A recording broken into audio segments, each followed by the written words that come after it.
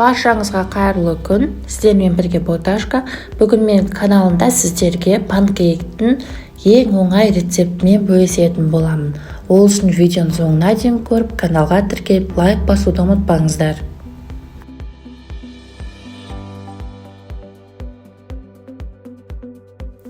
Бізге қажетті заттар: сұйық май, шекер, ұн, 2 жұмыртқа, қопсытқыш және де сүт қажет болады.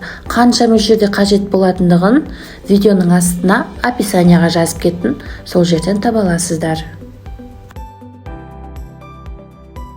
Ең алдымен ұнымызға 1 қасық қопсытқышымызды қосып араластырып қоямыз. Сонда реакцияға түсіп, панкейктеріңіз әдемі көтерілетін болады. Үлкенде ыдысымызға 2 жұмыртқамызды салып, оған шекерімізді қосып, шекер ерігенше жақсылап араластырамыз.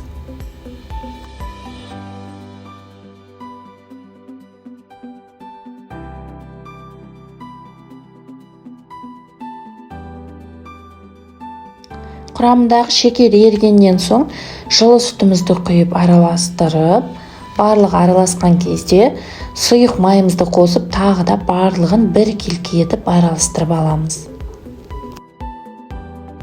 Келесі кезекте ұнды қосып бастаймыз. Ұнды 2 бөліп қосамыз және де венчиктің немесе миксердің көмегімен де араластыруға болады. Ең бастысы құрамында түйіршіктер қалмау қажет.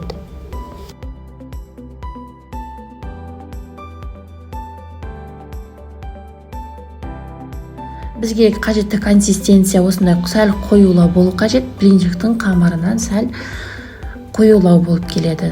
Қызып тұрған табада пісіреміз.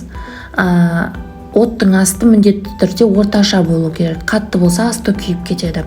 Асты бір минуттай уақытта піседі. Өзі бетінде көпіршіктер пайда бола бастайды. Міне осылай, сол кезде астын аударып, астын 20 секундтай уақытта пісіріп аламыз. Өте тез піседі.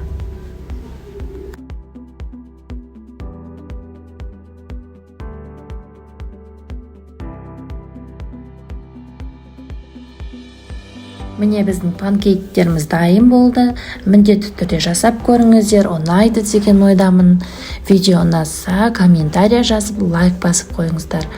Алып қосарларыңыз болса, оны да комментарияға жаза кетіңіздер. Ас болсын.